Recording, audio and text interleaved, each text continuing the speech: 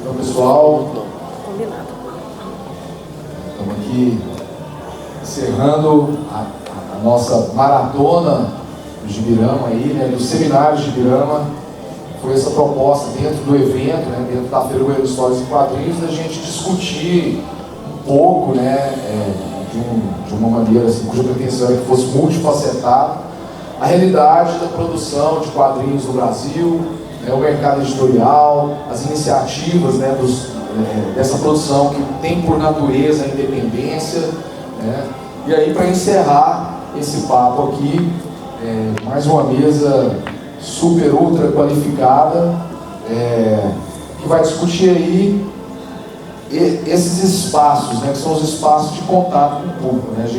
Todos aqui, a gente produz, edita, cria, mas existem dois espaços que são fundamentais, que são, né, a gente precisa privilegiar, são muito importantes na cadeia produtiva do nosso, digamos, negócio, né, que são as lojas, né, no tempo que tem a Amazon destruindo tudo, né, fagocitando tudo, a gente ainda existem iniciativas incríveis assim das lojas físicas, né, para atender o público, para levar esse material diferenciado, independente, diverso e rico, né, e também das feiras, dos eventos como o Gibirama, que também são uma cadeia, um elo que eu acho fortíssimo, que a gente tem que fortalecer cada vez mais.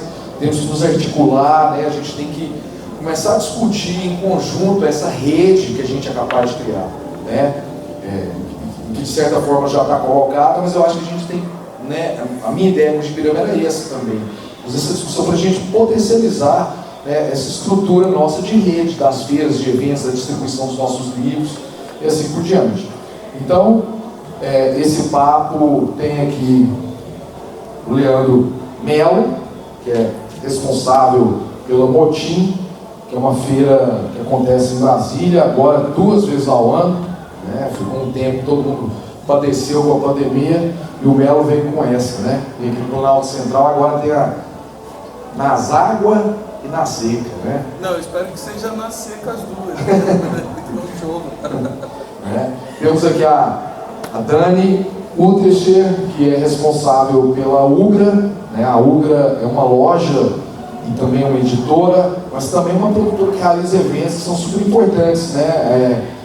Várias edições do Ugra Fest já aconteceram e agora eles criaram uma nova feira, que é a Ogra, né? Que aconteceu muito recentemente, que foi um sucesso. A gente tem aqui o camarada Batista, também cara de inúmeras iniciativas. Agora ele, né, tem a Zica, tem a própria editora dele, que lançou o livro dele, participa de todas as feiras do Brasil e agora também está ligado à Lote 42, que é uma editora super importante, sediada em São Paulo, lá dos nossos queridos amigos João Varela e a Cecília Arbolave, né? E para mediar esse papo, não tinha ninguém mais apropriado aqui em Goiânia do que a Larissa Mundim, nossa parceira nessa briga aqui na capital de Goiás, né? A Larissa, que é editora, né, com a amiga Lilu, né, mas também tem a loja dela, que é o Jardim, né, Larissa, que está lá, uma livraria especializada em material independente. Então lá você vai encontrar material de várias editoras do Brasil, inclusive da Marte, e também é responsável por uma feira, sim, da qual a gente tem uma afeição muito grande, que é super importante aqui para nós aqui de Goiânia, que é a feira excêntrica, assim, com uma programação diversa e rica. Então, uma salva de palmas aí para os nossos companheiros.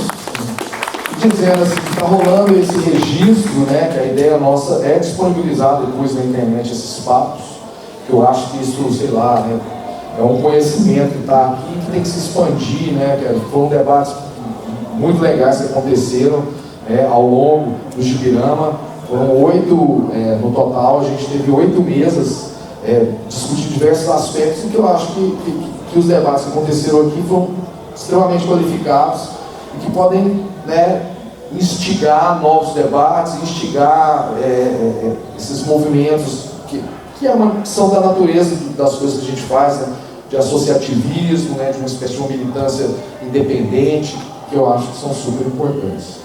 Muito obrigado aqui. e está contigo, Larissa. Aí tem esse aqui. Boa tarde, boa noite, pessoal. Obrigada, Márcio, pelo convite, pela apresentação carinhosa, oportunidade de estar aqui com vocês, Melo, Dani, Batista, pessoal que veio, gratidão. Eu gosto muito assim, do tom da fala que o Márcio traz para introduzir essa conversa nossa, porque um dos grandes desafios dessa cadeia produtiva do livro independente é justamente a circulação da produção. E todos juntos estamos, o tempo todo, de forma mais consciente ou menos consciente, pensando formas de circular essa produção tão qualificada, tão especial. Quando a gente sai aqui na Gibirama e visita as bancas, a gente percebe quanta qualidade, quanto afeto, quanta dedicação envolvida nessa publicação aí, que às vezes está disponível, mas parece um pouco invisibilizada, porque muitas pessoas fora dessa bolha têm às vezes dificuldade de, a partir de uma palavra-chave, chegar até essa produção. Por isso, feiras como essa, Gibirama, a Excêntrica, as feiras que os nossos convidados aqui promovem, são esse momento vibrante da nossa produção. É quando a gente consegue, então, romper esse limite e, num encontro presencial, trocar uma ideia com a pessoa que, de repente, fica sabendo pela primeira vez que algo ou alguém que é um hit do nosso meio existe. Isso é fantástico, né? Isso é uma coisa que a gente busca o tempo todo. Na cadeia produtiva dessa publicação, dessa arte gráfica que está relacionada a uma publicação, nós temos então um esforço de pensar de forma permanente e exaustiva formas de diálogo com o nosso público final. Quando eu fui convidada para a mediação dessa conversa e tomei conhecimento das figuras convidadas, eu não tive dúvida de que estaria aqui acompanhada de pares que também são pessoas com espírito punk. É gente que, diante dos limites, cria condições para agir, cria seus próprios meios de operar, reflete o tempo todo os desafios e a solução desses problemas. E aqui, como disse o Márcio na introdução da nossa mesa, estamos na presença de pessoas que trazem, então, suas estratégias, seus históricos, a partir do desejo de circular seu próprio trabalho e o trabalho dos pares. Então, aqui a gente tem essas iniciativas que são os pontos de venda, as lojas, as livrarias, e temos também esse trabalho de circulação refletindo no evento, que é o momento em que a gente chama todo mundo para estar junto, para não somente comercializar seus trabalhos, como também debater, como a gente está fazendo aqui agora. E para isso a gravação da nossa conversa é muito importante, porque a gente consegue atingir depois as pessoas que tenham interesse nesse assunto também em busca de suas próprias soluções, a partir então das experiências, das inteligências que a gente reúne aqui. Eu quero convidar então, de lá para cá, Melo, Dani, Batista, para, antes da gente entrar mais profundamente nessa discussão que é a estratégia de circulação dessa produção gráfica e literária independente, contar para a gente que iniciativas são essas e como é que elas surgiram, para a gente poder estar familiarizados às iniciativas quando a gente souber um pouco mais sobre a estratégia. Pode ser? Pode. Boa noite, meu nome é Leandro. Muita gente me conhece como Melo, Leandro Melo. Eu sou de São Paulo, mas resido em Brasília desde 99, E a partir de 2013, através de um coletivo formado por 15 pessoas em Brasília, a gente passou a elaborar uma feira dedicada a publicações, artes gráficas, e material de arte impresso em geral, né? Mas com foco em publicações independentes. Né? A primeira feira que a gente fez, chamada Motim, aconteceu na Asa Sul, no plano piloto, né? Área central de Brasília.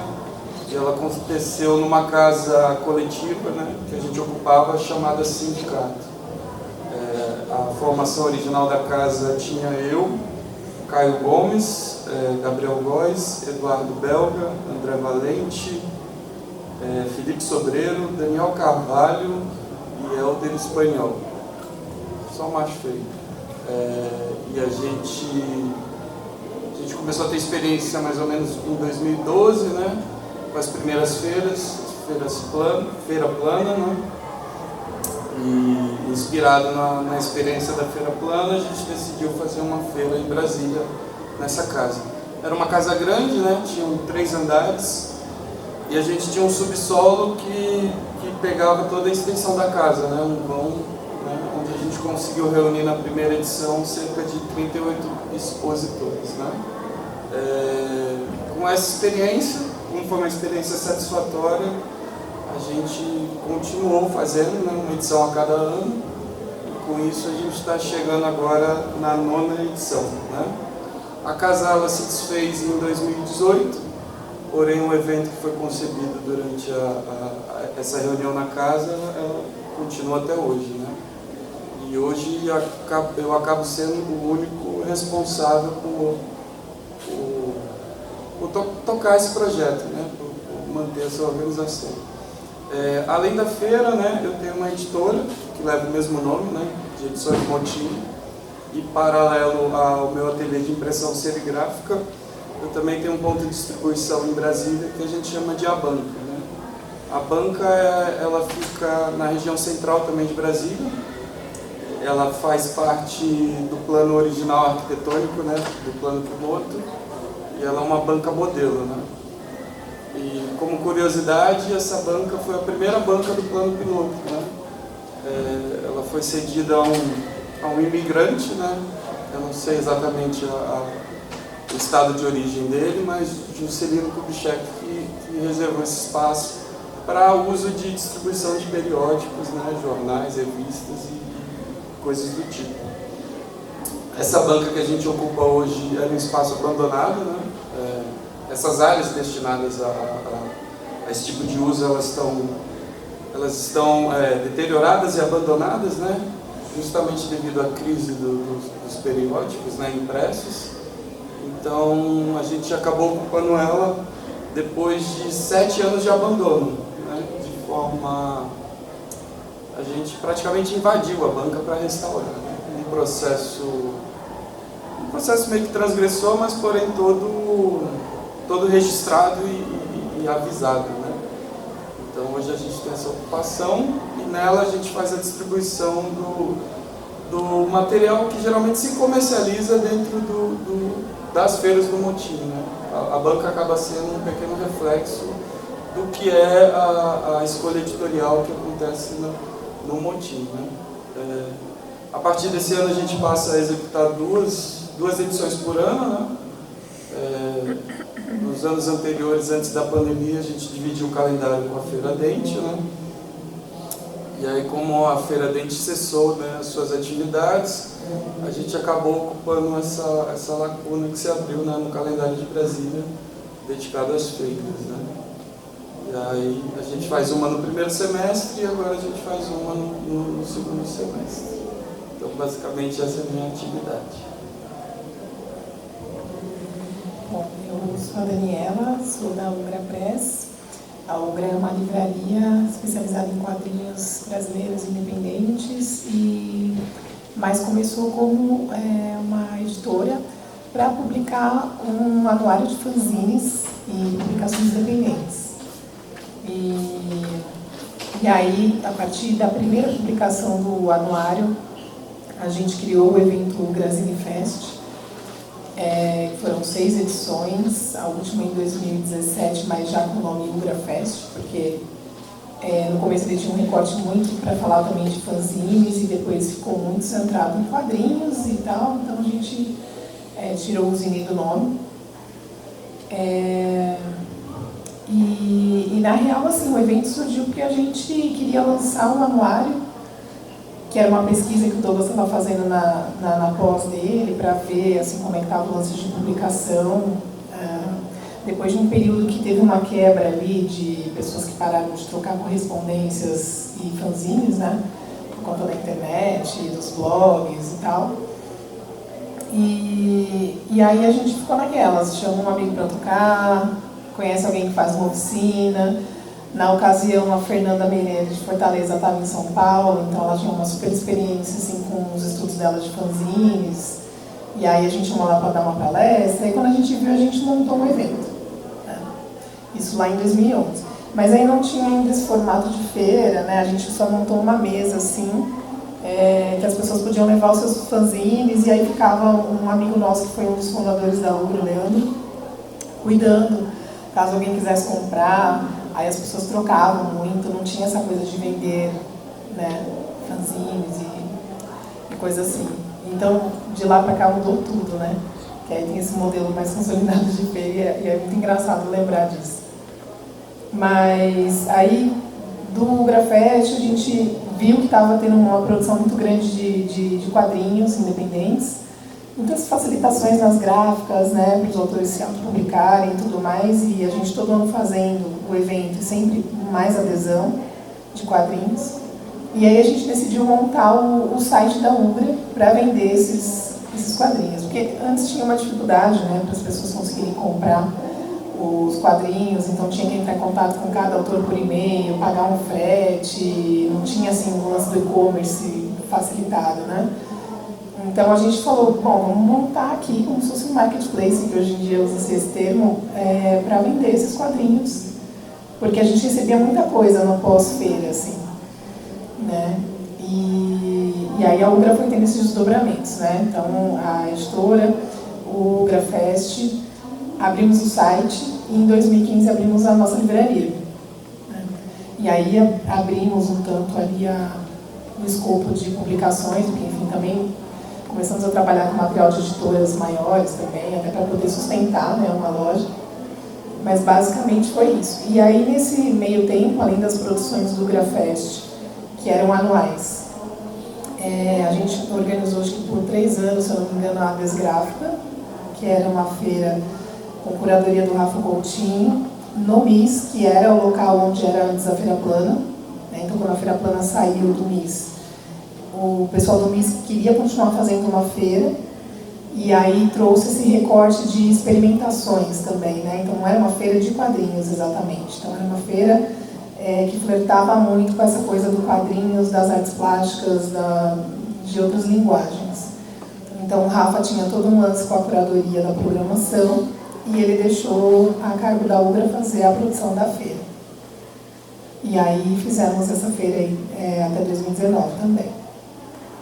E aí agora, aí em 2020, a gente queria fazer uma feira na galeria, onde a gente tem a livraria, que é a Galeria Ouro Velho, é uma galeria antiga ali de São Paulo, meio assim, é ali na Rua Augusta, então é um lugar bem tradicional ali perto da Paulista.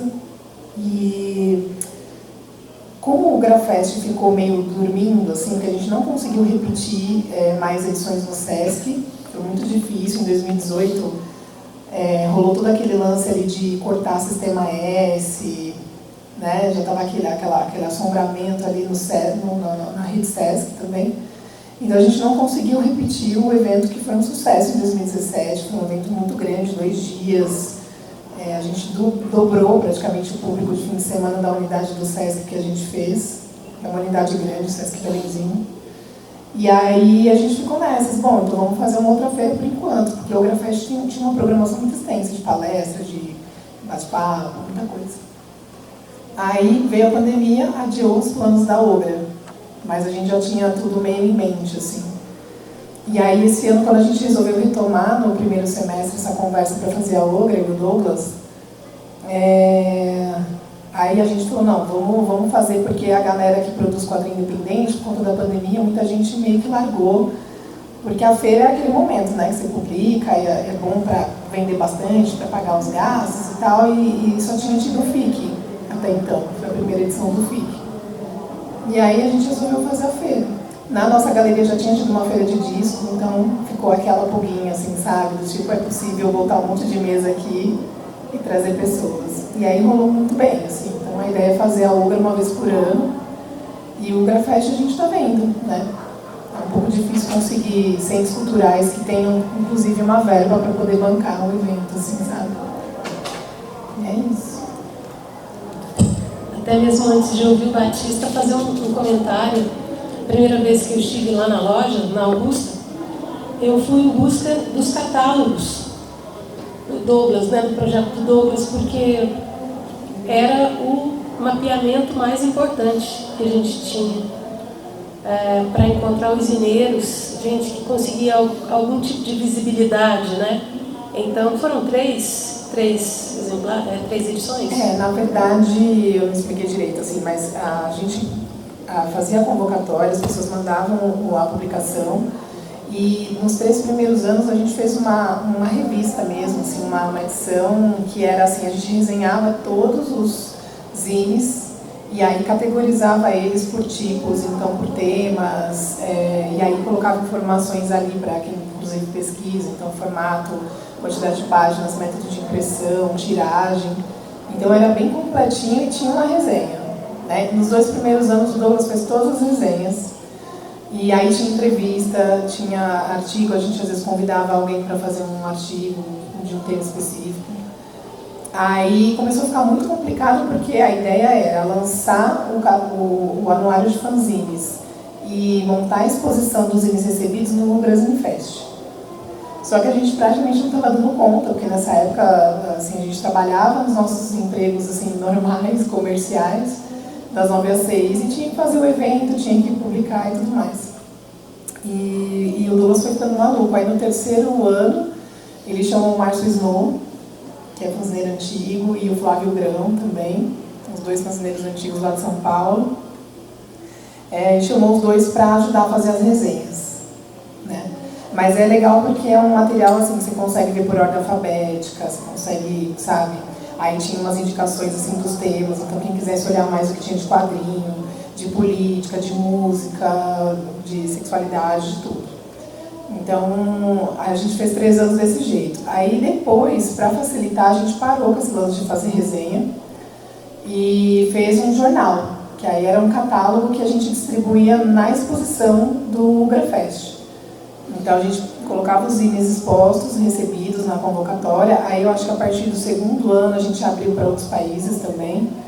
O 3º, inclusive, foi ibero-americano. Então a gente começou a receber coisas de muitos lugares. E aí a gente fez isso, fez um catálogo. Aí foram mais 3, sendo o último do Sesc. Então é um material muito completo do que estava sendo feito, um recorte do que estava sendo feito naquela época, assim, né? E a gente tem todo esse material guardado, eles estão uns engradados, assim, se um dia a gente conseguir anexar na loja uma fanzinoteca, porque realmente a gente também não quis espalhar esse material ou doar para alguma biblioteca, coisa assim, porque a gente sabe que biblioteca também, às vezes, não sabe o que fazer com aquilo, né? A gente já participou de muitas conversas, inclusive com a Bia da Feira Plana, sobre essa questão de arquivar e tudo mais. Então esse material está tudo conosco, assim, mas são 6 edições contando tudo, né? Bom saber, é um material riquíssimo para pesquisa, né? Muito bom. Vamos ouvir o Batista, então. Olá, boa tarde. Batista, minha experiência com distribuição e comércio de publicação começa em 2007. Em 2005, fui a primeira vez no Festival de Quadrinho de Belo Horizonte, né, o célebre FIC. E a partir de 2007 eu já estava amigo de várias pessoas que frequentavam, que iam vender no FIC. Então eu entrava dentro do stand, conhecia as revistas e ficava vendendo. Eu não produzia, mas eu ficava vendendo as revistas dos amigos. Então 2007, 2009, 2011 eu vendia material ao longo dos FICs. E a partir de 2013 eu passo a publicar também meu próprio material, quadrinho e cartoon. E aí começo a vender também no FIC. e em 2014 eu participo como produção de uma feira que teve em Belo Horizonte, uma edição apenas, chamada Feira Gráfica, no edifício Maleta. Acho que é o mesmo caso, né? Pegar o centro cultural, pegar uma casa e depois pegar uma praça da cidade. Pegar, no caso de São Paulo, tem Sesc. A gente pegou uma Maleta também, no centro da cidade, um lugar icônico, democrático, e fizemos a Feira Gráfica. Foi um sucesso, não sei quantos expositores e expositoras, mas no final eu sei que muita gente continuou dali, como ajudamos a formar algumas pessoas, tanto como artista como organizadores de outras feiras. E a partir de 2014 eu também viro oficialmente, eu era apenas colaborador, mas oficialmente eu viro editor da revista A Zica. Então também passo a produzir em maior escala essa revista, também a distribuição vira uma coisa mais primordial para mim, que antes eu fazia pequenas tiragens e passo a fazer 1000 revistas. E também passo a circular mais feiras, como a Tijuana, em São Paulo, e conheço a Lote 42, que naquela época tinha 2 anos apenas, e talvez uns 8 títulos. E aí eu viro um representante de feiras da Lote 42 em Belo Horizonte. Então, eu passo a fazer o circuito de feiras da cidade com a Lote 42. E aí me vendo cada vez mais dentro de um circuito, principalmente porque a Lote começou a fazer muitas feiras, e não necessariamente com a editora indo, mas com parceiros, e eu fazia parte dessa rede de parceiros. Então, fui fazendo feira como Lote, como Zica, algumas vezes por conta própria. Participei, por exemplo, da Desgráfica 2016, a primeira edição. E então, desde janeiro desse ano, eu faço parte também da equipe da Lote 42, eu faço parte do comercial. Então, a questão da distribuição ficou ainda mais presente na minha profissão e no dia a dia. Agora lidando não apenas com feira, mas também com lojista, com ponto de venda. Aí entra correio, entra a carona amiga que leva o livro até tal cidade, e também transportadora. E a Lote é uma editora fundada em São Paulo em 2012. A partir de 2014, ela também é responsável pela Banca Tatuí, que é uma livraria no centro da cidade, em Santa Cecília, que distribui atualmente, tem em torno de 200 editoras e artistas distribuídos, e além da loja física, distribui para todo o Brasil.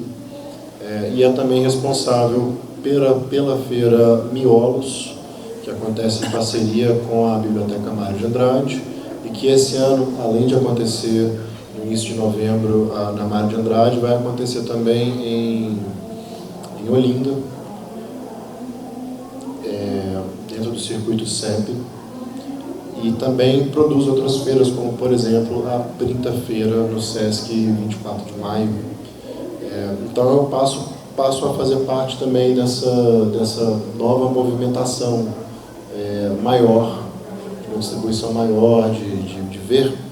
Não estou diretamente envolvido com essas produções de feiras, mas estou no comercial ali, vendo essa distribuição de livro, o movimento de lojista, muita gente que fechou por conta dos últimos anos de pandemia, mas não surpreendentemente, muita gente que está abrindo porque tem fé, porque acredita, porque acha bonito, porque é uma profissão de fé, né? Mexer com livro, publicação, não consegue ficar sem. Então essas têm sido as minhas experiências. Eu percebo assim na fala do Batista, sobretudo essas últimas palavras, como é que a gente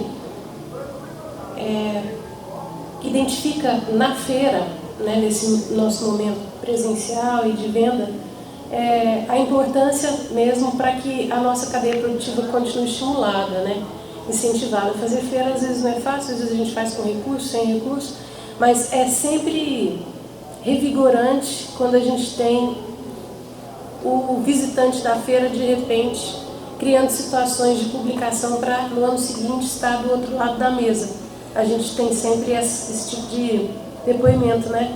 E que pra gente também parece que nós somos assim meio que jurássicos já do rolê, né? Porque, olha, aqui a gente falou num espaço-tempo de 10 anos, mas aí depois o Batista ainda trouxe alguns passinhos para trás, quando mencionou o FIC, né? No caso da Excêntrica e do Jardim que o Márcio mencionou, é uma experiência um pouco parecida com essas dos meus companheiros aqui, da minha companheira Dani, nos indicando que esse é um caminho coerente, assim, um caminho natural. Quando a gente, então, se apresenta como independente na cadeia produtiva e a gente, vamos supor que comece como uma editora, não há um desejo nem uma vocação da gente se conformar no meio da cadeia produtiva, que é onde a editora se posiciona no mercado editorial tradicional. Então a gente transita, né? A gente vai numa ponta, estimula a leitura, forma leitores, cria cursos, e vai na outra ponta, cria alternativas de circulação para essa produção gráfica. Por isso é que eu mencionei o espírito punk, né, que a gente observa em cada um de nós. Da mesma forma, quando a Nega Lilu Editora surgiu, a gente aprendeu a fazer livro, quis circular o livro, e aí criamos primeiro a feira, depois a necessidade da vitrine da feira. As pessoas sempre perguntavam onde adquirir essas coisas incríveis extemporaneamente, quando é que vai ter a próxima? Aí surgiu a vitrine, né? Algumas das nossas histórias são invertidas, porque às vezes no ponto de venda a gente tem vontade de juntar todo mundo presencialmente e criar a feira, mas de lá para cá, aqui eu gostaria de perguntar para vocês. A gente tem essa experiência mínima de 10 anos mais ou menos, ou de participação ou de realização da feira. Muita reinvenção já ocorreu. Queria que vocês trouxessem para a gente aí quais foram as coisas que ao longo desses 10 anos foram se transformando para que a gente chegasse no formato pós-pandêmico.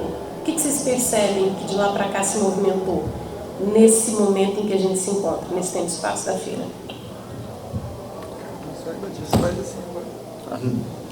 Bom, eu acho que a quantidade de gente que produz, eu acho que eram menos pessoas produzindo, agora são mais pessoas produzindo, e principalmente a ascensão, né, o que a internet virou com as redes sociais. Isso viabilizou a produção, o surgimento de muita gente produzindo, e as feiras fizeram o olho das pessoas brilharem, que também podia ser impresso, também podia virar papel e tinta. Então eu acho que rede social, para aumentar a produção, junto com feira, para mostrar que a sua produção podia circular também fora do meio virtual.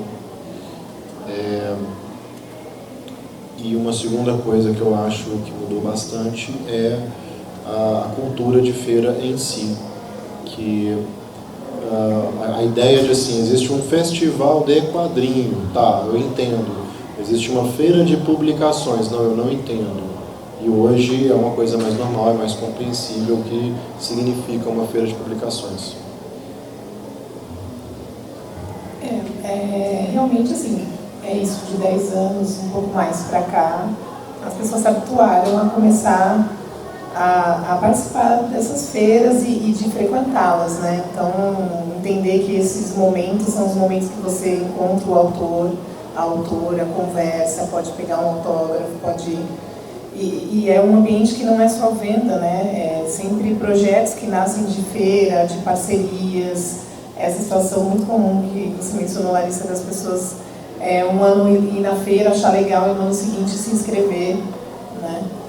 E sempre vai vir gente nova, assim, né? Nesse período da pandemia que a gente percebeu que as pessoas realmente, assim, muitos desestimularam a continuar produzindo muito porque não tinha esse circuito para poder viajar, porque antes você tinha assim, o ano inteiro, se você quisesse viajar em todas as feiras, tinha um calendário ali, que você podia participar de feiras o ano inteiro. E aí ficou essa expectativa depois da pandemia, se vai voltar, se tal feira vai voltar, se não vai. Né? Então, ao longo de todos esses anos, a gente presenciou isso, um aumento da quantidade de feiras, de pessoas produzindo e do público também entendendo que tinha esse circuito para visitar e para curtir, para poder assistir palestra, para poder encontrar com autores, né? E é isso, feira não é só vender, né? É um encontro de amigos, de pessoas que podem fazer projetos juntos, é muita coisa, né? Muita informação. E assim, quando a gente fez a Ogra agora, a gente estava sentindo que estava precisando dar uma força ali para a galera poder realmente voltar, porque o FIC mesmo foi um evento que muita gente de São Paulo foi, por exemplo, para expor, mas muitos autores não conseguiram porque foi muito rápido o processo de inscrição e tudo, e o público também, muita gente não pôde ir. Então, a gente pegou meio essa esteira, assim, e eu me surpreendi nessa feira de ver quantas pessoas novas nunca tinha feito uma feira. Já tinha ido em algumas feiras antes da pandemia, mas nunca tinha ido. Aí quebrou essa cadeia, né?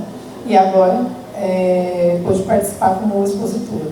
E uma coisa que eu acho interessante salientar é que para os artistas eu acho que uma coisa a mais que pode ter mudado com a pandemia, assim, que eu percebo, foi que com a ausência das feiras, muitos autores criaram seus próprios meios de venda online, né? Que aí é essa junção internet para ajudar a vender uma publicação e ter os seus próprios sites, porque até então ficou todo mundo só fazendo live, não tinha feira para vender, mas tinha estoque de coisas em casa.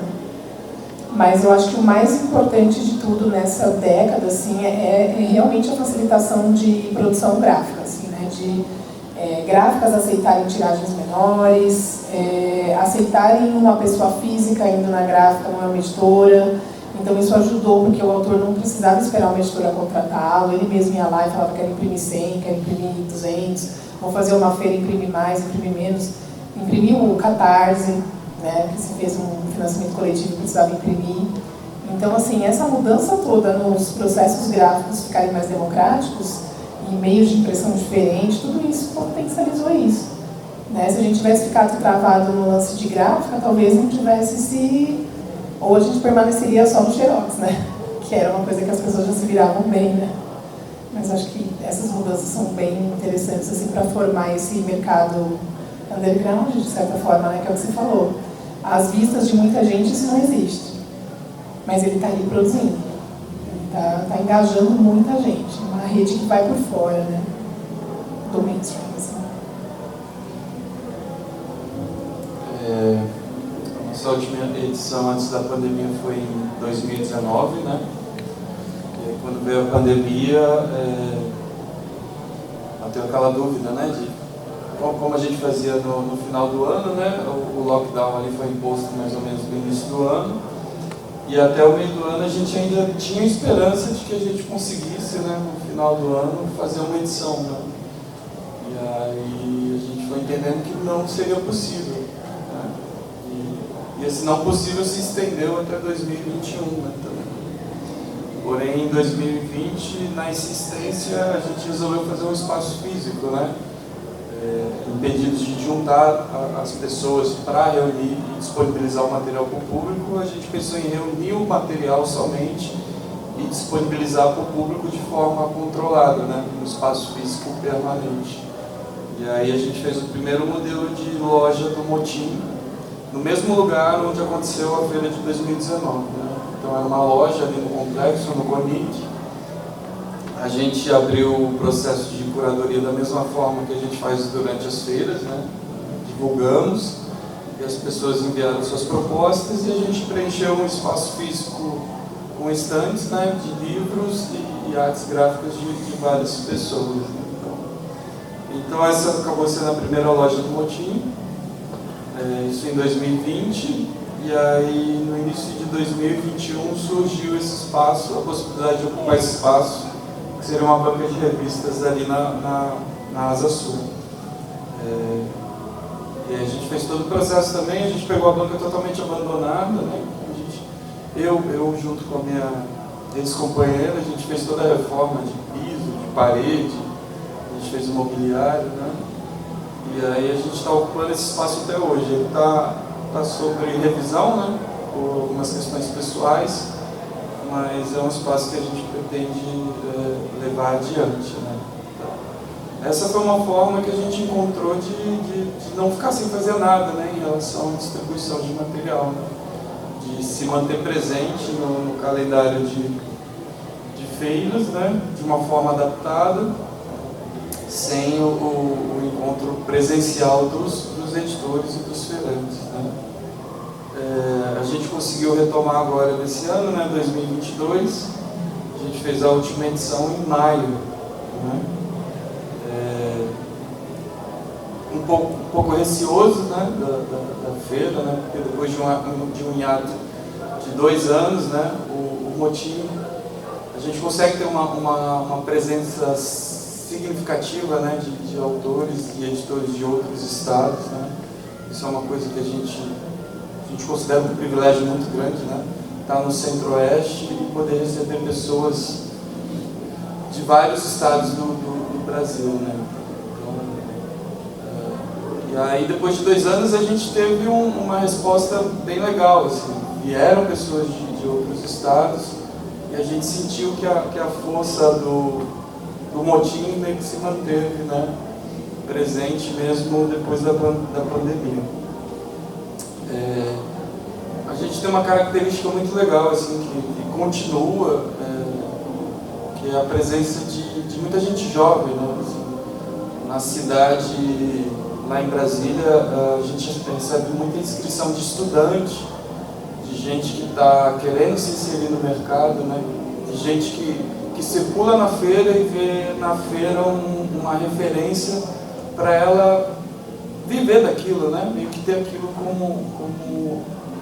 como a força da vida dela, né? Produzir, poder publicar e poder oferecer para o público, né?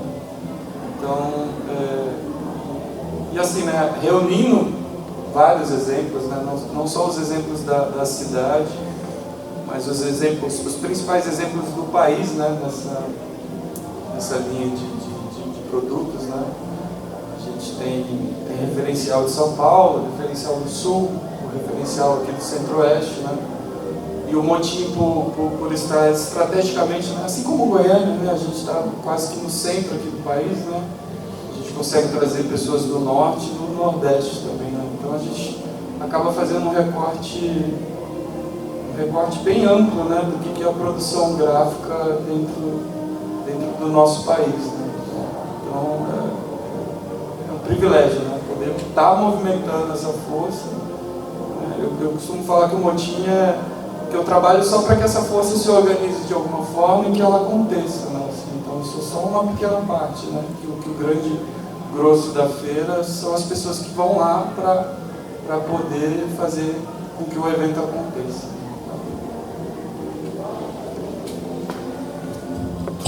Muito bom, eu gosto muito de ouvir o Melo, que eu chamo de Leandro, carinhosamente, quando ele fala essa coisa de organizar essa força.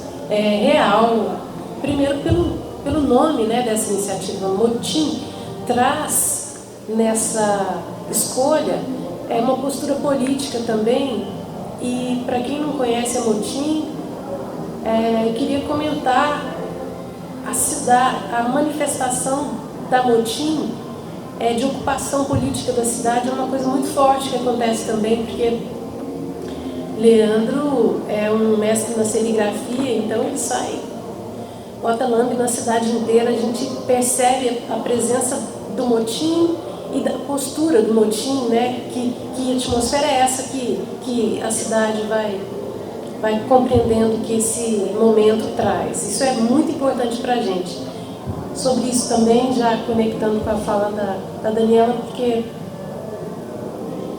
quando ela fala sobre essa dinâmica do nosso trabalho, né? Nós temos pessoas, publicadores, enfim, mais profissionalizados, menos profissionalizados, que às vezes trabalham de ponta a ponta no processo, né? Ou que coordenam o processo de ponta a ponta. Isso aí é uma característica de quase todos nós ali.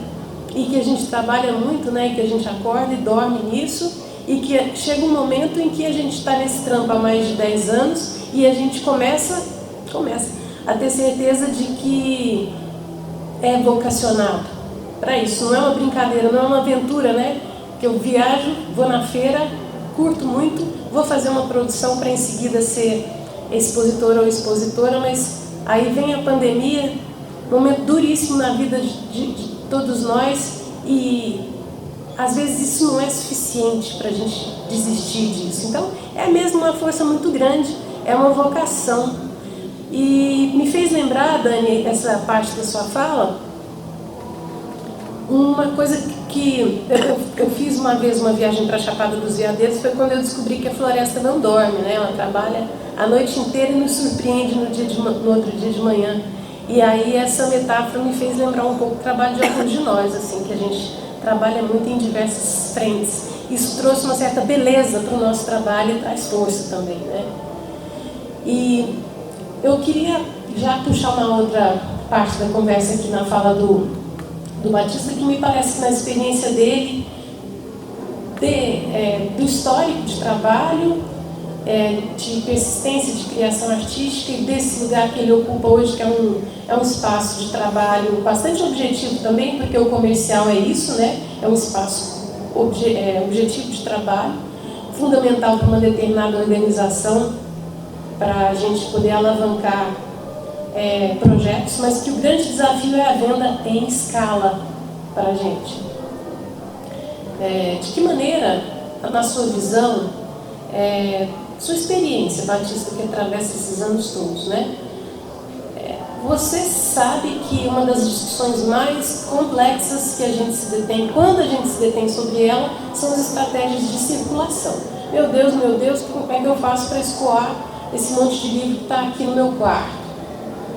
O que você acha que de lá para cá tem sido mais efetivo nesse início, né, de período pós-pandêmico, para que a gente possa avançar nas nossas estratégias independentes de circulação? E aqui eu não estou falando, pessoal, da contratação da distribuidora, porque às vezes a contratação da distribuidora, que na cadeia produtiva do livro tradicional é um agente logístico, eu sempre costumo dizer assim, num processo de transformação dessa cadeia produtiva inspirada na postura independente, a distribuidora é o agente que, se não se engajar, apanha mais do que qualquer outro agente dessa cadeia produtiva, né?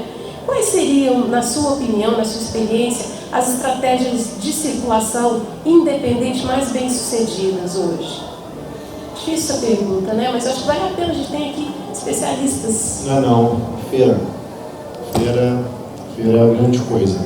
Feira é, entre várias coisas que podem ser feitas ou não, feira na experiência da editora, né, no caso da Lote 42, rapidamente foi entendido que feira era a melhor forma de distribuição daquele momento do negócio. E continua sendo. Né? A feira é onde a gente encontra quem compra, é onde a gente encontra quem vende. Vez ou outra, os fornecedores, inclusive, vêm conhecer a gente. E a gente conhece o público, faz as parcerias de distribuição, porque é muito comum chegar numa cidade com uma quantidade de livros, e quando você sai, parte desses livros você deixa em livrarias, ou então com outras pessoas que vão para outros lugares do país e vão fazer essa distribuição. E é um grande termômetro para os preços de capa, porque as pessoas estão interessadas, estão achando do livro. Então, numa cadeia de supermercado, você contrata uma pessoa para ficar do lado dos sucrilhos, vendo se as pessoas gostam de sucrilhos e compram sucrilhos. No nosso caso, a gente vende livro, vê que as pessoas estão curtindo ou não e estão fazendo. Então, feira é a grande coisa a princípio. E um segundo momento, aí eu acho que é onde fica mais complicado, de nós que batemos de uma ponta a outra na produção do livro, da edição à distribuição, em alguns casos a fazer, a ser o artista também, existe uma questão que é a organização mesmo. A organização é a planilha de venda, é o calendário de todo mês ligar e perguntar se teve, porque eu vejo que interesse em distribuição, muita livraria, muita loja tem, muito parceiro tem. Inclusive com a facilidade de não precisa mais ter CNPJ, com o CPF a gente consegue se resolver. Agora, eu faço tudo e eu ainda ligo dia 5 perguntando quanto que vendeu, você tinha 7, agora você tem 2, então você vendeu 5, como é que a gente paga isso? 30 dias para o seu pagamento, 60 dias, essa parte ela é realmente complicada de gerir numa organização interna. Mas eu acho que essas duas, vou falar aqui de apenas duas possibilidades assim, que eu acho que a fundamental é a feira, é o tete-a-tete, é estar na rua com o livro, e a segunda é conseguir organizar uma coisa que é altamente difícil. A princípio é fácil porque ela é rotineira, né? Se você marca lá na agenda que todo dia 5 você deve mandar um e-mail para X lugares, tá? Mas depois começar a gerir isso, se o pagamento entrou, se ele não entrou, quanto que entra, as taxas das coisas, isso é uma parte complicada que é resolvível, mas ela exige bastante. Vocês gostariam de comentar essa parte? Obrigada, Batista. Assim, até porque como eu tenho uma livraria também, tem todo esse gargalo, né? E aí eu lembro que quando começou a pipocar mais feiras e o pessoal se animar para vender suas publicações, surgiu muito essas conversas de que é mais difícil a divulgação, porque você não consegue chegar em tantas pessoas, né? Tem uns limitadores na internet. E durante muito tempo eu ouvi muita gente falando que o grande problema era a divulgação do quadrinho, especialmente de quadrinhos, mas que é um meio que eu fico bastante, mas que para publicação independente o problema era divulgação. E quando na verdade é a distribuição, né? Mesmo em São Paulo, que é uma cidade enorme e que até possibilita a Ubra ter um formato muito específico, porque eu, por exemplo, eu não vendo quadrinhos muito comerciais, né? Então eu não vendo Panini, não vendo DC Marvel, eu não entro nessa seara enorme. Tem poucas lojas, né? E elas estão localizadas em regiões muito próximas entre elas até da cidade, centrais. E aí você tem outras regiões da cidade que não conseguem manter uma livraria de pé, né? E aí, quando a gente vai ver, o problema é distribuir. E aí tem essas questões que o Batista falou. Então, por exemplo, normalmente para as lojas é mais interessante você consignar esse material, porque você não sabe se vai vender tudo que você vai pegar. Mas aí tem toda uma questão que você tem que saber gerenciar os acertos, né? Porque, vendeu, não vendeu? Como vai acertar? Aí tem editoras que já criam os seus jeitinhos, assim, né? Não, todo mês eu vou lá e mando a minha planilha e peço acerto, mando a cada 60 dias, já dá uma forma de pagamento, já dá um desconto, dá opção para comprar. E tudo isso é uma coisa que muita gente não sabe. Então, por exemplo, eu pego muita situação na loja de autor que quer vender o quadrinho e ele não sabe como que faz o cálculo de preço de venda para revenda. E como que ele tem que fazer esse cálculo? É o preço de custo vezes quanto? Né? Porque tem loja que vai preferir comprar, e aí você pode dar um desconto maior do que a consignação. Então tem todo um trâmite ali que as pessoas vão aprendendo juntas, né? Não tem uma regra, assim, para o mercado editorial normal, grande, apesar de muitas mudanças que tem tido aí, já tem uma regra.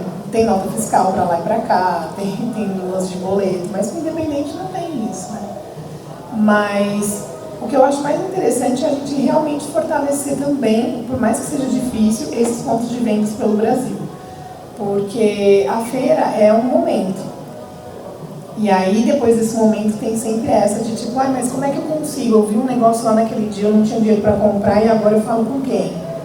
Né? Então, eu acho interessante, por mais que seja uma batalha, sempre ter pessoas que estão ali, que vão, de repente, criar um ponto na sua cidade, sabe? Porque acaba virando um ponto de encontro, um ponto de discussão, de conversa, a gente vai criando esses polos atrativos, né? Por exemplo, a Ugra como editora, eu não vendo para um distribuidor, eu não tenho tiragem para isso. Mas a minha opção, assim, a minha do Douglas, ideológica, é só colocar em lojas especializadas, tipo assim, lojas de quadrinhos, lojas alternativas. A gente não quer colocar em livraria grande, a gente quer que as pessoas frequentem esses locais. Né? E é uma escolha. Assim, tá, tudo bem, você não quer comprar online, vá até uma loja, frequente uma livraria menor, sabe? Então, eu acho que além desse braço da feira, que assim, realmente não é todo mundo que consegue viajar o Brasil inteiro fazendo feira. Esse esquema da loja é muito legal, porque eles criaram parceiros sem que eles tenham que se deslocar toda vez. E aí eles conseguem participar de muitas feiras. Mas eu acho que realmente desafiador isso, distribuir num Brasil que é tão grande, para que todo mundo tenha acesso. Ainda bem que a gente ainda tem o frete impresso módico dos Correios, que é um frete muito democrático. Foi diminuído, né, porque você podia mandar até 5 quilos de publicação, e agora são no máximo 2. Mas, no geral, a gente consegue. Assim, eu fico muito feliz quando vem os pedidos assim, muito distantes de São Paulo, sabe? De eu poder vender no extremo sul, no Nordeste, no Norte, alguém ir lá e comprar alguma coisa que eu produzo, sabe? Isso é muito gratificante. Mas se não fosse esse frete, não daria, porque um PAC e um SEDEX para qualquer distância um pouco maior de cidade já é caríssimo, né? Então, a gente torcer para o Correio nunca ser privatizado, porque com certeza esse frete morre, sabe? E é um jeito dos autores continuarem mandando, trocando publicações. A gente tem contato com muitos quadrinistas e a galera troca. Eu lancei um quadrinho, vou mandar para você, me manda o seu, aí manda com um autógrafo, sabe? E tudo isso é possível com frete, que é isso, o impresso é o mesmo preço em qualquer cidade. Vai variar o preço do peso. Né? Então tem esse braço online que é super bacana, assim, sabe? Os autores, as pequenas editoras, todos terem o seu braço online, é uma vitrine também, né? Não sei se eu desviei muito. Gostaria de comentar, Mel? Porque assim, a minha posição editorial é bem diferente da de vocês, né? Assim, o meu foco hoje está no múltiplo de arte, né? Então, e como eu sou um impressor serigráfico, né, as minhas tiragens elas variam de 50 a 100, né? Isso para um livro, vamos dizer assim, é uma distribuição bem reduzida, né? Então eu vivo uma situação bem diferente, né? Então, meu foco mesmo é a feira, né? Para mim, manter um ponto de distribuição é só mais um passo que eu dou para o fortalecimento da produção editorial, né? Não necessariamente a minha, ajuda também a minha distribuição, mas o meu espaço físico hoje é como se fosse um acessório da feira, né? Eu tenho ainda como objetivo principal a feira, e eu me comunico basicamente com 2 grupos que são essenciais, né? Que é o público consumidor e o público que vai lá colocar seu material à disposição. Então, assim, minha posição ela difere um pouco. Assim, eu conheço todo esse processo, já trabalhei fazendo publicações, mas o meu tipo de trabalho, de reprodução, ele caminha para um produto que é diferente do produto editorial, né, do livro, da publicação. Muito bem lembrada, assim, o impresso módico, né, que é uma ação de política pública para a circulação do livro, e ele existe graças a um documento robusto que foi resultante de 13 anos de estudo da sociedade, que é o Plano Nacional do Livro e da Leitura, que é o PNLL, que é o documento base para a Política Nacional do Livro e da Escrita, que é a PNLE. Isso tudo eu estou mencionando aqui porque fica também como registro para a galera que vai assistir a gente, a fonte de pesquisa, para entender as ações de política pública que nos dão possibilidade de atuação, né? que nos fortalecem, inclusive. E uma coisa que eu lembrei enquanto eu ouvia vocês, a partir de Goiás e a partir das viagens que a amiga Lilu fez para festivais, feiras, eu andei discutindo muito entre 2010 2017 e 2019, alternativas de circulação da produção gráfica e literária. E discuti muito com pessoas como a Laura Del Rey, da Incompleta, o Paulo Verano, também da Barbatana, que são pessoas que estão em São Paulo, que estão pensando o mercado editorial, sobretudo essa parte de circulação, e a conclusão que eu cheguei como publicadora que vive no Centro-Oeste é que algumas estratégias mais potentes de circulação alternativa poderiam funcionar melhor no Sudeste do Brasil. Para a gente vai ficando muito caro. E aí eu cheguei a uma conclusão que tangencia essa fala da Dani, novamente, que é o seguinte: prefiro, enquanto publicadora, que as nossas produções estejam em espaços, né, não somente livrarias, como centros culturais, enfim, e bibliotecas públicas, claro, mas um espaço onde a produção estiver sendo vendida, um espaço que compreenda a nossa postura, quem nós somos, nosso produto, mais do que o desejo de circular esse livro pelas livrarias da leitura, da rede leitura, da rede cultura, até mesmo porque a gente não concorda com aquela margem que é o desconto, né? que é chamado desconto, mas que corresponde a uma comissão de venda maior de 50%, que para a gente é abusiva também. Então, assim, temos características próprias, né? Por isso inventamos nossos meios de operar. E a gente está agora com 56 minutos de conversa. Eu queria abrir para quem está aqui com a gente, caso tenha alguma questão, algum comentário. E eu também tenho uma ou duas questões a mais para trazer com vocês, se houver tempo.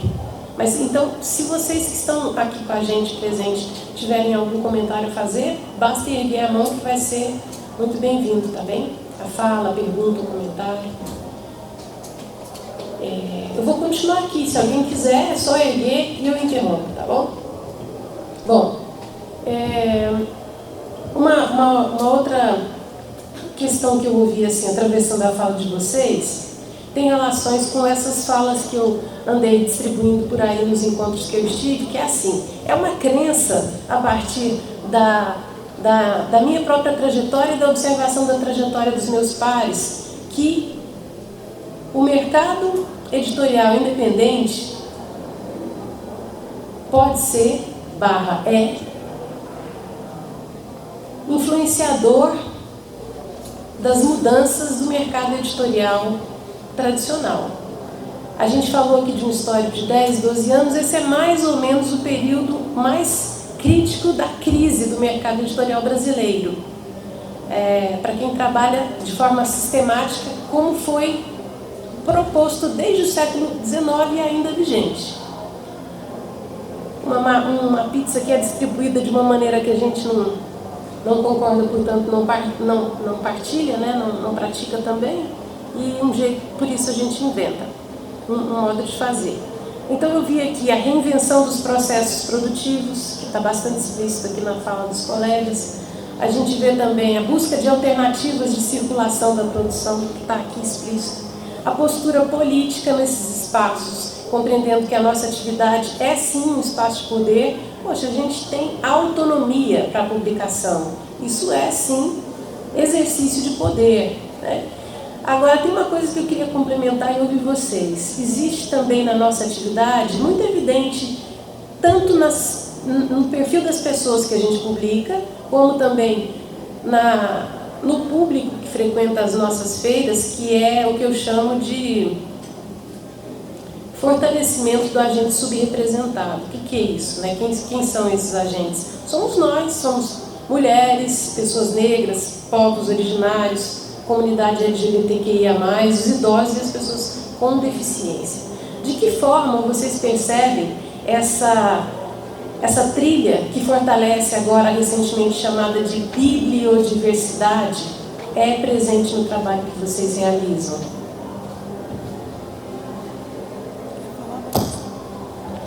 Bom, eu acho que vou falar da minha última experiência como editor da Zika. A gente a gente nunca pensou de fazer algum convite mais específico para algum grupo, para representar, para ter esse espaço. Desde 2018, a partir de 2018, a gente fez uma publicação chamada A Criatura, e aí a gente sentiu assim, né? A gente fez um catarse, sobrou uma grana do catarse, e a gente sentiu que a gente já tinha um poder na mão com essa grana, e a gente queria fazer uma próxima publicação.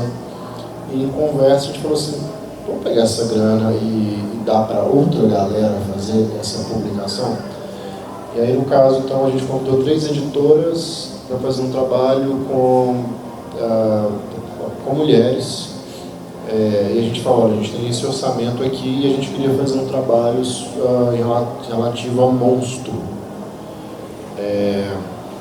E aí, na nossa conversa, a gente viu que tinha os 200 anos da Mary Shelley, lançando o Frankenstein, então a gente teve essa possibilidade, assim, de pegar uma verba que a gente tinha, um recurso que a gente tinha, e falar assim, não, beleza, a gente não vai usar, passou para uma outra galera usar. A gente conversou com elas antes, se isso era legal mesmo, não, assim, poxa, é bacana, vamos nessa.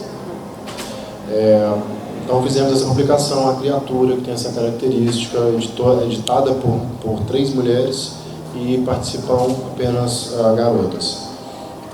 E nessa última revista, que a gente fez, a Zika, número 6, por algum motivo a gente recebeu muito material queer, sabe? A gente nunca fez nenhuma chamada específica, e pessoas que nem necessariamente são queer mandaram trabalhos assim, super engraçados, ou então de bom gosto, ou então tocantes, e a gente reparou isso, chamou a atenção da gente, assim, principalmente quando lançou a revista, tivemos que falar dela. Qual foi a grande mudança dessa edição? Para mim foi o surgimento espontâneo desses trabalhos queer, e é um barato ser a gente que possibilita a publicação desse tipo de material. Então eu tenho visto que, além do esforço de várias editoras em ter essa diversidade, né? Em São Paulo surgiu a Quitembo, que trabalha com afrofuturismo e tem trabalhado com autores e autoras publicando pela primeira vez, negros. Aí a Zika, dentro da possibilidade dela, abrindo voz recebendo e podendo publicar. Então a bibliodiversidade está, acho que, acontecendo. Eu não sei se do tamanho que tinha que ser ou no processo natural dela, mas está que está. E é isso mesmo, a gente pode fazer porque a gente é autônomo, porque a gente apanha aqui, porque a gente não depende de agradar. Eu queria fazer um adendo até o que a gente falou do impresso, de todo esse incentivo público para criar esse tipo de estímulo para a circulação de livro, porque quando a gente foi abrir a URL, a gente obviamente não tinha muito dinheiro guardado. E a gente foi ver se tinha algum fomento para a abertura de livrarias ou pontos culturais. Porque existiam iniciativas pontuais, por exemplo, a FUNAD tinha uns pontos de cultura, que eram projetos finitos, né? Então, você podia abrir, se você ganhasse um edital, tinha um recurso que você ganhava para ficar, sei lá, uns anos, assim, sabe, 5 anos. Ou circulando, oferecendo cursos, ou criando pontos de cultura, né? Mas daí a gente, infelizmente, se deparou com essa realidade de que não havia esse tipo de fomento. Apesar de que a gente descobriu que tinha algo assim, eu não lembro se era um decreto e tal, agora não vou lembrar alguma coisa na Constituição, enfim, que o Lula tinha assinado em relação à circulação de livros e abertura de livrarias para a circulação desse tipo de coisa. Então aquilo existe, ele tem uma legislação ali, tem uma assinatura do ex-presidente, mas não existe de fato. Não tem ninguém ali que coloque isso para que você possa tirar, inclusive, do Sudeste essa hegemonia de ter espaços físicos, né? Porque aí eu acho que a gente conseguiria criar essa rede de circulação para mais pessoas consumirem esse tipo de material, porque há interesse em diversos pontos do Brasil, né? Mas realmente precisaria disso, precisaria de algo específico para criar isso, né? Esse incentivo à leitura através da criação de espaços físicos alternativos mesmo, né? Porque realmente a grande rede ela chegou também num ponto de falência, porque esses modelos gigantes também com os anos se mostraram ruins, né? E muito custosos, tipo a cultura, Saraiva. Então, aí agora está todo mundo tendo que mergulhar de cabeça na Amazon, por exemplo. Né? Em relação a essa questão da produção, quando a gente foi fazer a Ogre esse ano, a gente recebeu bastante inscrição de artistas LGBT+. E o mais legal era porque essa produção não estava direcionada a um tipo de quadrinho específico. Eram quadrinhos de todos os tipos, pessoas que faziam mangá, mas que colocavam essa temática nos quadrinhos. Né? A gente basicamente conseguiu criar um corredor de artistas muito diversos fazendo quadrinhos com essa temática. Então, quando a gente faz as nossas feiras, a gente tenta agrupar um pouco as pessoas para que elas fiquem próximas, até para o público, para facilitar, entender que ali é um pouco mais experimental, ali é mais underground e tudo mais, né? Mais comercial e tal. Mas a gente sente ainda muita falta de autores trans mesmo e de autores negros, né?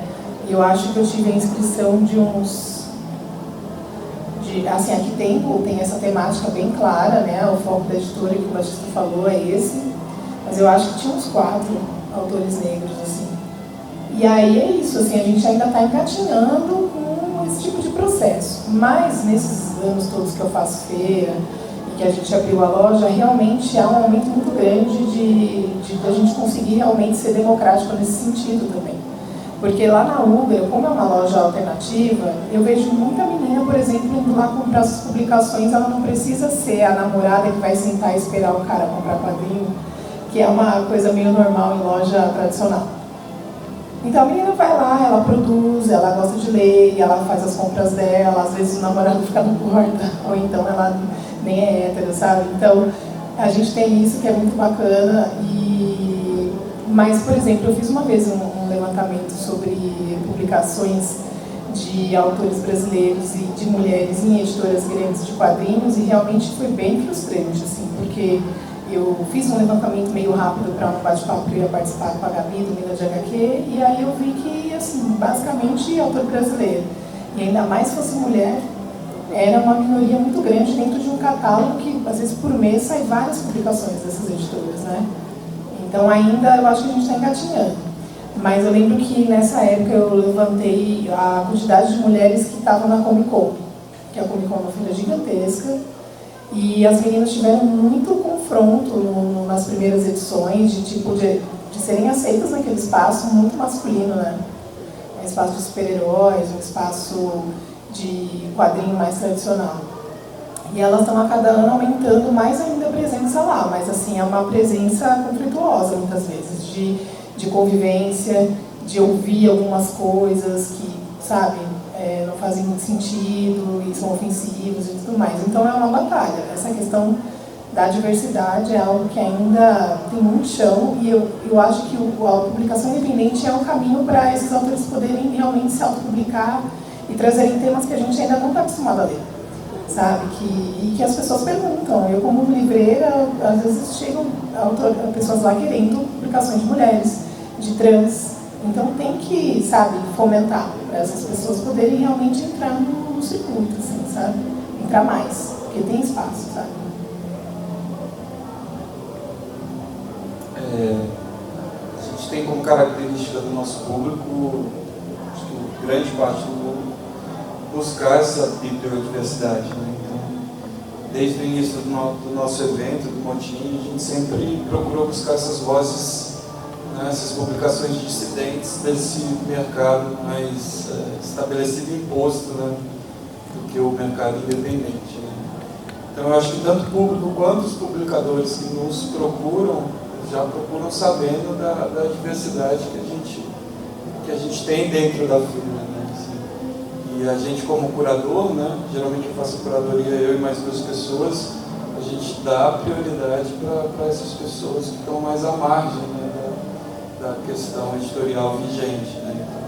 Não que seja vigente, porque a gente também já é vigente, né? A gente tem uma força enorme, assim, isso que a gente faz é muito importante e a gente, né, nós somos grandes responsáveis por trazer essa diversidade no mercado editorial. Né? A força independente de não precisar, né, de uma grande editora, né, de poder publicar de forma mais reduzida, mas fazer com que a nossa mensagem circule, né?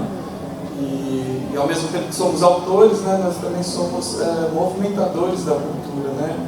Nós estamos ao mesmo tempo publicando e proporcionando um ambiente para que as outras pessoas tenham voz, né, nessa cadeia que é enorme, né, gente? Nós somos pequenos gigantes, né? Assim, né? Eu publico, eu organizo feira, eu imprimo, corto papel, eu limpo casa, né? Eu faço correio, exatamente, vou buscar material, né? Então, assim, a gente faz várias frentes, né, para poder fazer com que cada vez mais o nosso movimento se fortaleça e chegue cada vez mais longe, né? Então, eu acho que esse é o futuro e eu acho que a gente é o grande exemplo para o pequeno produtor, né? Para aquela pessoa que está começando. Eu recebo muita mensagem assim, de gente que acompanha meu Instagram. Eu tenho jovens que veem todo o processo e eu exponho muito o meu processo, né? De produção, de criação, de organização e de produção das feiras, né? Então, vira e mexe, eu recebo algum elogio. Eu falo, puta, cara, tu é um exemplo para mim, porque você faz muita coisa sozinho e você consegue realizar e tal. Então, poder trazer esse exemplo para a renovação do mercado, né, é muito legal e gratificante, né, porque a gente vê a gente inspirando pessoas jovens, né, que no futuro vão estar ali alimentando essa coisa que a gente está plantando. Né. Já encerrando a nossa mesa, então, alguém traz... Melo, você leu? Dani, obrigada. Antes de ouvir nossa companheira aqui sobre isso, gente, um dado importante. A gente não tem pesquisas ainda, né, no mercado independente, mas sei que o Cefet de Minas Gerais, por exemplo, já está se adiantando. Mas a pesquisa do mercado editorial, que é base para um pensamento mercadológico, vem lá de Brasília, a UNB, a professora Regina Dal Castanho, há mais de 10 anos agora, tem uma pesquisa que localiza, a partir do comportamento de 6 grandes editoras brasileiras do mercado convencional, 72% dos livros publicados foram publicados por autores do seguinte perfil, né? Homens brancos residentes no Sul e Sudeste que se declaram heterossexuais. Os outros 28% são as mulheres. Dessas mulheres, 3% são as mulheres negras. As indígenas não aparecem nessa pesquisa ainda. No mercado editorial independente, essa pesquisa já não se confirma, porque a gente tem os agentes subrepresentados, enfim, a diversidade muito mais acolhida, né, muito mais forte ali representada. Então a gente precisava muito de uma pesquisa nesse nosso meio independente. Boa noite já. A minha dúvida é o seguinte, eu estava até ali vendo as mostras e tal, e aí toda vez eu sempre escuto assim, isso vale para livro, vale para quadrinho, tipo assim, eu não compro quadrinho, eu leio online. Livro é a mesma coisa. E a gente viu, por exemplo, publicações como Confinada, que surgiu na pandemia, né, que começou na rede social, depois foi impresso. E eu queria saber de vocês, assim, eu tenho uma visão de que digital e impresso podem trabalhar muito bem juntos. Mas eu queria saber de vocês se essa questão do digital pode impactar negativamente, se seria uma questão de investir talvez em mudar um pouco o formato do impresso para ser um pouco mais atrativo, seria necessariamente talvez focar em um público ou a tiragem menor, se depende. Eu queria saber um pouco de vocês que estão mais dentro do mercado.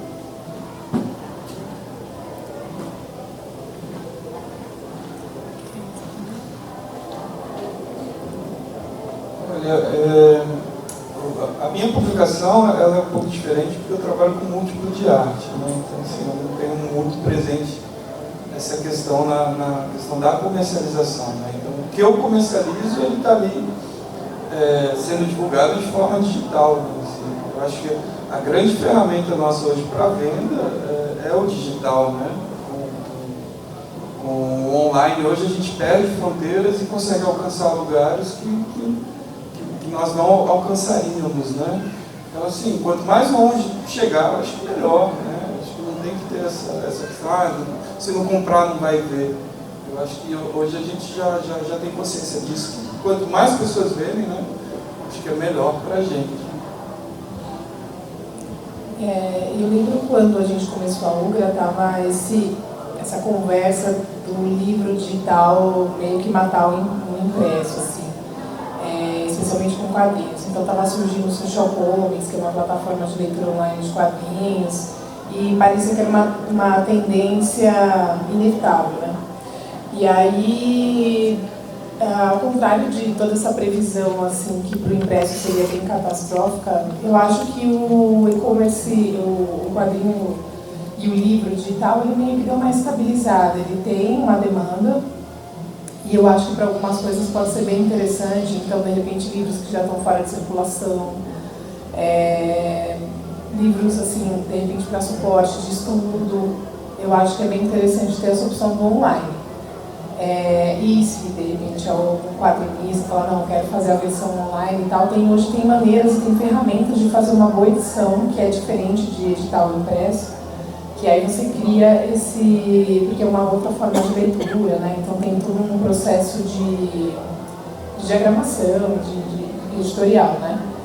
Mas eu acho que é uma coisa que ela deu uma estabilizada, e por mais que tenha assim, alguma divulgação e investimento de algumas plataformas grandes, eu acho que não substitui de maneira alguma e não vai se fortalecer mais do que isso, na minha opinião. Porque eu acompanho muitos artistas que fazem webcomics e sempre o desejo depois é de ver o seu livro impresso. Assim, a grande realização para o artista é ter o livro na mão, de poder passar para as pessoas, de poder autografar. Então, por mais que se faça um online, que é uma plataforma que muitas vezes, assim, a gente estava conversando esses dias aqui entre nós, expositores na feira, o quanto é cansativo também fazer rede social e ficar gritando, falando que tem tal livro que vai lançar para as pessoas comprarem.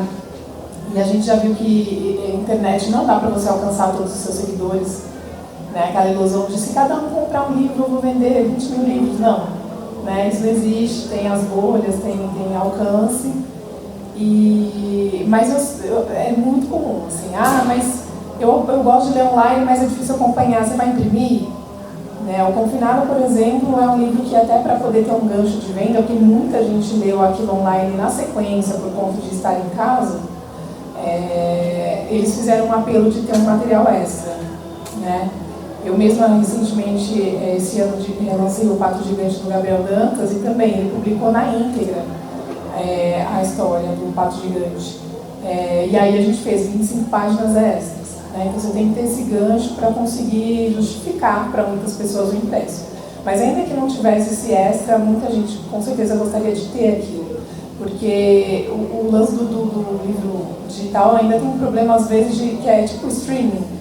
Que você um dia gosta muito de uma série, ela sai daquele streaming, de repente você não assina um outro, aquilo não está em nenhum streaming mais e você não consegue assistir. E aí, se você tivesse o seu DVD em casa bonitinho, você veria a hora que você quisesse. O livro também passa por isso. Porque às vezes é uma questão de contrato, aí de repente o livro some, você não consegue mais ler. Tem essa questão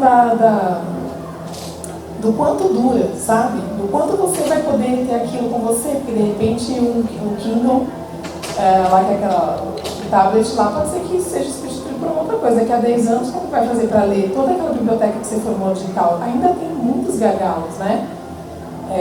Eu vi recentemente que teve uma treta, não sei se foi nos Estados Unidos, que acho que é muito efêmero, assim. Então, eu acredito no impresso, ainda que, como você comentou, tudo bem, pode ser tiragens menores, isso já acontece. Dependendo do segmento da editora, já diminuiu muito a quantidade de tiragem. Mas dá para conviver. Tem muita gente que solta algumas primeiras páginas como um atrativo para a pessoa começar a ler e depois comprar o impresso, também é uma coisa legal. Então, acho que dá para trabalhar das duas formas, mas um anula o outro. Não, eu também adoro, parece que eu já estou cansada de ficar falando de digital toda hora. eu não aguento ler. Assim, às vezes eu tenho que ler quadrinho digital, até porque a gente está fazendo algum livro, alguém manda alguma coisa, eu tenho que ler, mas para quadrinho é um saco, não gosto não. Rapidinho, você quer falar alguma coisa sobre isso? Peraí, eu posso até falar, mas pode dizer. Acho que precisa do microfone para ficar gravado. Um minuto, por favor. Sobre a questão do digital e o impresso. Tem um termo na biblioteconomia que se chama serendipity, que é quando você está numa livraria, numa biblioteca, numa feira, você vai e passa por aquelas prateleiras, vê aqueles livros, você vê o que o mercado tem, que oferece os tipos de livros, os assuntos, né? Você pega, vê. Nem todo mundo, na verdade, no mundo e no Brasil, tem acesso à internet e ao computador. Tem muita gente que não tem. Isso aumenta mais a importância da biblioteca, das livrarias enquanto espaço, né? Para as pessoas terem acesso aos livros e escolher. O digital, na minha opinião, o digital ele facilita muito, mas quando você entra no computador e procura os livros, diminui um pouco a serendipite, porque você já vai direcionado, influenciado, não vou procurar isso. Vou digitar aquele termo e encontro. E aí a internet lhe devolve só de acordo com o que você digita. Quando você está na livraria, na biblioteca, no arquivo, né, você tem a oportunidade de ver o que não está vendo. E eu senti isso até. Vou dar um exemplo. Eu fui numa loja comprar um produto, né? E tinha aqueles produtos lá. No acervo tinha outros, mas eles não estavam expondo todos os produtos. Entende? Aí só depois que eu fui entrar na loja, fiquei olhando, aí eles mudaram o tipo de produto depois que eles estavam expondo, sabe? É isso. Então, eu acho assim, a importância da feira, das livrarias e das bibliotecas, não só do digital, de se expor na internet. Eu acho assim. Só isso.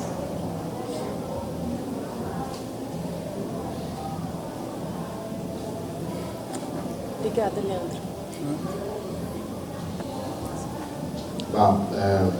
Muitas coisas me passam na cabeça nessa hora do e-book.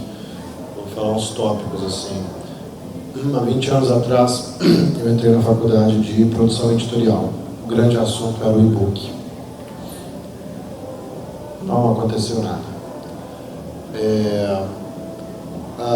A gente tem aqui um dos quadrinhos mais incríveis publicados, que é o Juquinha, do Max Andrade.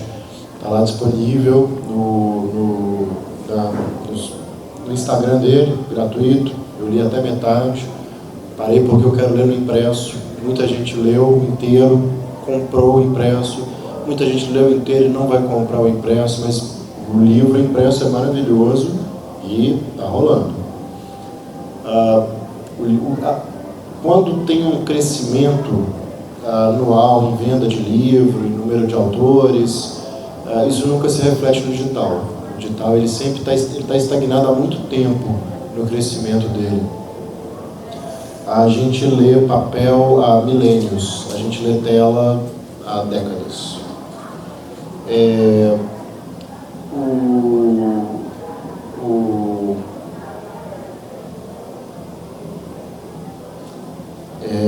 A questão de não ser proprietário, né? Seu livro some, não é seu, você não encontra mais o material. O digital não dá conta de botar tudo dentro dele, tem muita coisa ainda para ser lida. A forma de ler na tela do computador é diferente quando você lê o livro. Isso, a gente já é acostumado a uma coisa. A melhor forma de ler um livro e-book, eu acho o e-book super legal, porque eu li no Kindle. Mas a única forma de ler um e-book é meio que no Kindle, né? Porque fora do Kindle vai ser no celular, no tablet, vai ter uma luz ruim, e o Kindle é proprietário, e o Kindle é da Amazon, então é muito legal o Kindle, mas assim, muitos problemas inerentes, assim. Então, assim, e principalmente, nesse tempo inteiro, eu vi surgir muita editora, muita gente publicando, e algumas pessoas conseguindo fazer isso seu modo de vida, e eu nunca vi isso acontecer com quem foi para o digital. Eu já vi muita gente dizendo assim, meus livros digitais não vendem, eu não faço feira com digital, a Amazon vende meu livro digital e eu não ganho muita coisa, eu fiz uma editora digital com os meus amigos e a gente nem conversa mais sobre os livros porque não deu em nada. Agora todo mundo que foi publicar no papel deu em alguma coisa, né? Mesmo que para bem ou para mal, deu em alguma coisa. Em digital eu nunca vi alguém falar assim que deu em alguma coisa, sempre se perdeu, não tem lastro. Então, assim, massa digital, mas eu acho que a humanidade não pegou. Para terminar, assim, eu vou falar umas frases porque assim, é tão extenso na minha cabeça a questão, tópicos, mas uma vez eu estava fazendo feira esse ano e de repente eu me vi batendo boca com um cara que estava me dizendo assim, eu não compro mais livro, eu só leio digital. A gente chegou num ponto da conversa que a gente se olhou e a gente falou assim, que idiota o que a gente está falando, né? Que massa que você só lê digital, que massa que tem feira de livro, e ponto, a gente não precisa discutir isso não, irmão, a gente... E pronto, assim, ficou muito bem resolvido o nosso ponto, assim. E é isso, assim, eu acho que o digital é muito legal, mas assim, eu não sou adepto e eu acho que a grande maioria das pessoas não é adepta e grande caminho aí para o digital ficar bacana como impresso, alguns milênios para chegar perto. Queria fazer só um último adendo sobre uma experiência que a editora Conrad fez recentemente sobre em relação ao quadrinho digital. Porque a Conrad ela ficou muito tempo inativa, vamos dizer assim, né? Ela é uma editora muito importante de quadrinhos no Brasil nos anos 90 e depois ela foi comprada por um grupo grande, que é um grupo de livro, acho que de livro didático até, e ficou só trabalhando em inventário mesmo e não estava publicando, e agora, já há uns 2 anos, acho, eles voltaram ali com uma força, entenderam que era importante voltar ao selo, porque já era uma marca forte, e todo esse lance das editoras terem selos de quadrinhos. E aí o Cassius, que era da JBC, que era um editor lá há muitos anos, ele foi para a Conde. E o Guilherme, da Balão Editorial, também está trabalhando, ele tem a Balão, mas ele também trabalha lá na Conde. E o Guilherme a gente já discutiu algumas vezes, porque ele é bastante defensor apesar de ter uma editora, ele gosta muito também dessa coisa da leitura digital. E aí a Conrad fez uma experiência de colocar alguns quadrinhos online no site da Conrad, já todo formatado para esse tipo de leitura. Mas aí aquela coisa, assim, foi até interessante porque eles colocaram, e aí à medida que ia tendo mais leituras, e que muitas pessoas criaram um interesse naqueles livros, às vezes eram coisas que estavam fora de catálogo, de autoras que lançaram independente, ou coisa que já tinha sido lançada uma vez e estava fora de catálogo, mas especialmente acho que de autores independentes brasileiros. Aí eles puxaram aquilo e colocaram para leitura online. E aí, à medida que foi tendo um interesse, eles falaram, legal, isso aqui dá para imprimir porque tem leitor. Então foi um termômetro que eles usaram para poder falar, não, isso aqui vale a pena imprimir, né? Então eles fizeram isso com o Alho Poró da Bianca Pinheiro, que estava há muito tempo, esse livro não existia mais porque ela fez independente, numa tiragem pequena. Fizeram isso também com Maiara Anabelle, que é do Thales e do Pablo, que são de Fortaleza, que era uma série, e aí eles fizeram uma nova edição bacana e tal, e imprimiram. É meio engraçado até, porque para quadrinho brasileiro eles primeiro querem testar. O pessoal tem medo de publicar quadrinho brasileiro, eu sempre brigo com isso, porque não é o mesmo empenho, e é um medo de não conseguir escoar no grande mercado, porque essas editoras trabalham, obviamente, em grandes mercados, tipo de venda, né, livrarias gigantes, Amazon, então, sempre assim, se tiver demanda a gente faz, né, então, mas faz parte. Mas é muito interessante a experiência, porque, bom, isso aqui tá tendo uma quantidade de leituras legais, por mais que o pessoal às vezes não leia até o fim, mas então vamos imprimir? E a coisa está circulando de novo no impresso, está sendo bacana, sabe? Maria Anabelle voltou pro mercado, tinha muito leitor já, e o Alho Poró, poxa, Bianca Pinheiro é maravilhosa. Então eles estão fazendo isso. É interessante esse híbrido, é uma possibilidade, né? Pessoal, conversa boa é assim, né? Termina sem acabar. E o Márcio abriu a porta ali já dando uma dica pra gente que a feira vai acabar. Eu acho que a gente precisa estar lá de fora também, né? Para abraçar os amigos, enfim, dizer adeus. Quero agradecer a presença de vocês que estão aqui e aos convidados, Leandro, Dani, Batista, saber se alguém tem mais algo a dizer, né, para a gente se despedir, então, encerrar a mesa. Só agradeço. Eu já me estendi, já. Exato, acho que falta nós três. Obrigado. Obrigado, Ibirama. Obrigado, Marte Produções. Obrigado pela recepção, Larissa. Beijão.